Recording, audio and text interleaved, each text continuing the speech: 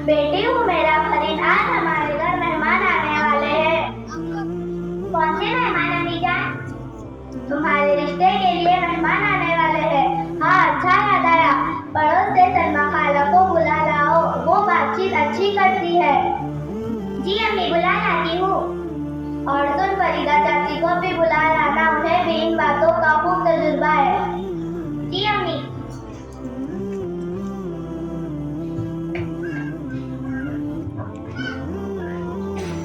अस्सलामुअलैकुम आपा, कहिए। वालेकुम अस्सलाम। आओ फरीदा बेगम आओ, इसलिए आपको तकलीफ दी कि आज हुनैरा फरीद के लिए रिश्ता आने वाला है। कहाँ का रिश्ता आने वाला है? मेरे ही गांव का। मेहमान बस आते ही होंगे। मैंने सोचा कि आप इनसे बातों बातों में सब कुछ मालूम कर ले। अस्सलामुअलैकुम, क्या बात है? वालेकुम अस्सलाम वरहमतुल्लाहि वबरकातुहू। बेटी हूँ मेरा फरीन, आज हम बेटी पापा कह रहे हैं कि मेरी गाँव से अपनी मेरा फरीन को देखने अभी मेहमान आ रहे हैं। बड़ी खुशी की बात है। हाँ, और हमें इससे मुकम्मल बातचीत कर लेना है। सही है, क्योंकि आज जमाना इतना खराब हो गया है कि रिश्ते के वक्त सब भोले बनते हैं और शादी के वक्त बड़े बड़े अटम मांगते हैं। अटम? अजी, वो कहते कि अटम काम कूलर फ्रिज। अच्छा, आइटम।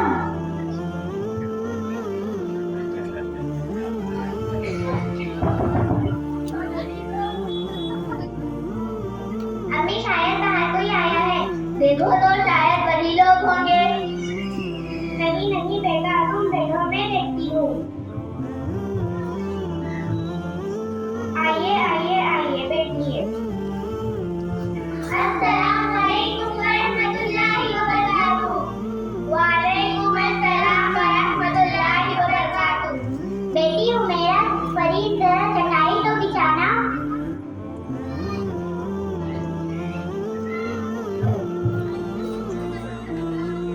बेटी जाओ, मेहमानों के लिए अच्छी चाय तैयार करके लाओ। लड़की की अम्मा कौन है? जी, ये शकीला फरीद लड़की की अम्मा, ये नफीसा लड़की की भावज और मैं लड़की की चाची आफरीन। कब निकले थे घर से? सुबह 5 बजे चले थे घर से। ट्रेन से, बस पे? आए तो थे बस से, मगर फिर तौबा।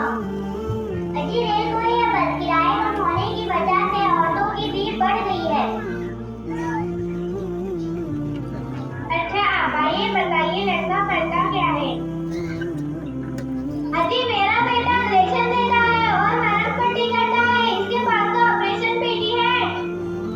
अजी, हमारे देवर तो स्कूल पढ़ते थे, तभी से मेनक और कुत्तों का ऑपरेशन करते थे।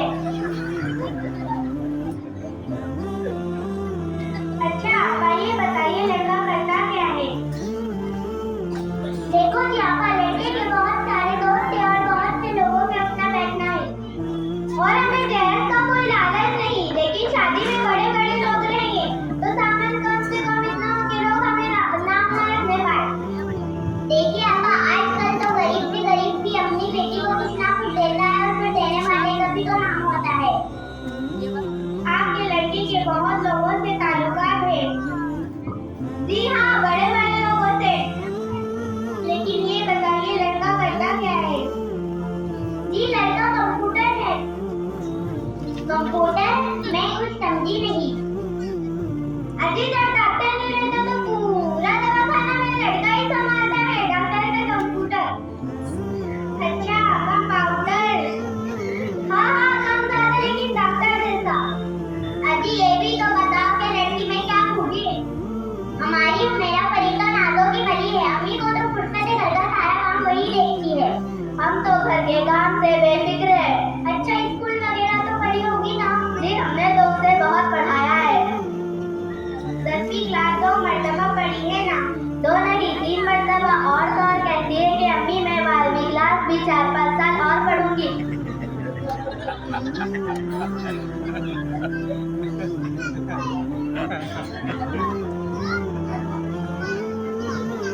चेहरे से भी होशियार और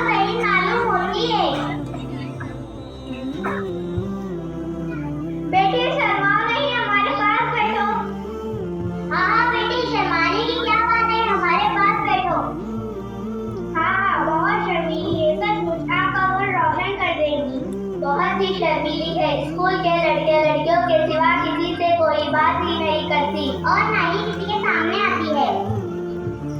देखिए आपा, हमें लड़की पसंद है, लेकिन मैं चाहती हूँ कि कुछ बातें भी साफ साफ कर लेनी चाहिए।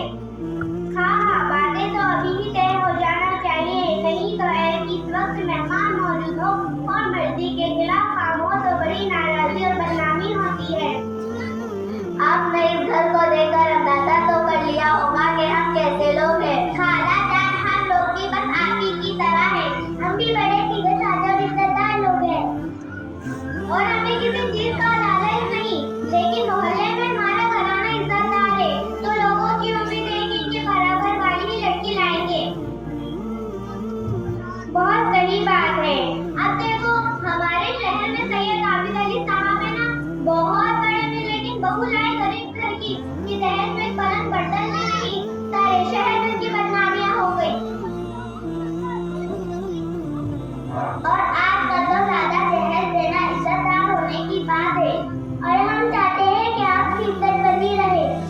देखिए आपा, हमारी हैसियत के मुताबिक तो हम जरूर देंगे, लेकिन अगर आप किसी चीज का मुतालबा करें तो हमें मुश्किल होगी। ऐसा? हाँ मीजान, शायद। अभी मालूम करते हैं। हाथ कान और आरसी की क्या जरूरत? बेटी जरा इधर हमारे पास आओ। बेटी जरा चलकर निकाओ। देखो, मैंने कहा था ना, देख लो। हाँ, लड़की का बैग तो सपाट है, सपाट पाँव वाली। ऐसे सपाट पाँव वाली लड़कियां तो सारे घर को सपाट करके रख देती है, सारे घरों की बरकत चली जाती है। देखिए आपा, आप कान खोल कर सुन लीजिए। तो आपकी लड़की में ऐब है और आप उसे दुल्हन बनाना चाहते हैं, तो हम जो मांगेंगे आपको देना होगा। आप इस तरह गुस्सा क्यों हो रहे हैं? जरा बैठ कर तो बात कर लो। नहीं, अब हमें वो सब चीजें चाहिए। कौन सी चीजें? वो फटफटी। फटफटी? हाँ, मोटरसाइकिल। हमको होशियार भी चाहिए। होशियार? हाँ, पीछे आ जाएगी टीवी, वीडियो। वो मिक्सर। मिक्सर? क्या है ये? मिक्सर कुकर सब चाहिए। Bohrium machine? जी, वो कपड़े धोने की मशीन। Washing machine. गोदरेज कबाड़, छह पंखे, डाइनिंग टेबल, सोफा कबाड़, फ्रिज, कूलर, टीवी और लड़की के साथ तमाम जेवरात सोने के चाहिए। अरे अम्मा, आपको क्या हो गया है? आपकी तबीयत? अम्मी जान, क्या हुआ आपको?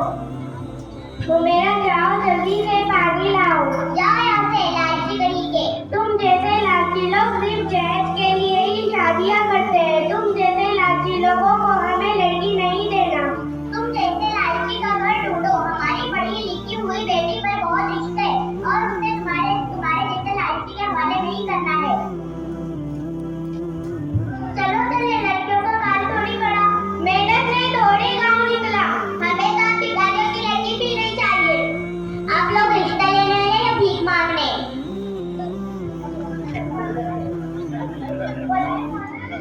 अजब माजरा है हजरात, देखिए। अजब माजरा है हजरात, देखिए। दामाद मांगता है खैरात, देखिए।